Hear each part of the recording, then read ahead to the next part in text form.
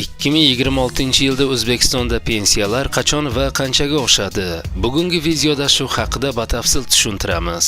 Assalomu alaykum hurmatli tomoshabinlar. Ushbu ma'lumotdan to'liqroq xabardor bo'lish uchun video ostiga bir donadan like bosib, kanalimizga obuna bo'ling. Siz bu orqali bizni kichik mehnatimizni qadrlagan bo'lasiz. Barchangizga kattakon rahmat. Diqqat qiling. Hukumatning fiskal strategiyasi va rasmiy rejalarida pensiya hamda nafaqalarni oshirish ko'zda tutilgan. Dastlabki ma'lumotlarga ko'ra 2026-yilda pensiyalarni kamida 6-7% atrofida oshirish rejalashtirilgan. Shuningdek, 2026-yil uchun pensiya to'lovlariga 86 trillion so'mdan ortiq mablag' ajratilishi, pensiya va nafaqalarni indeksatsiya qilish uchun qo'shimcha mablag' yo'naltirilishi rejalashtirilgan.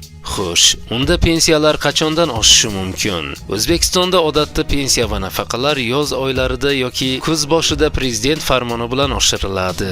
Masalan, 2025-yilda pensiyalar 1-iyuldan 10% ga oshirilgan edi. Shu sababli 2026-yilda ham pensiyani oshirish bo'yicha qaror yil davomida alohida farmon bilan e'lon qilinishi kutilmoqda.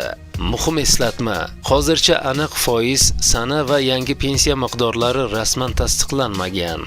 Yakuniy raqamlar prezident farmoni chiqqanidan keyin ma'lum bo'ladi.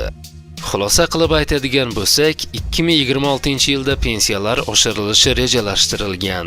Dastlabki prognoz 6-7% atrofida. Aniq sana va miqdor hali rasman e'lon qilinmagan, deyiladi xabarda.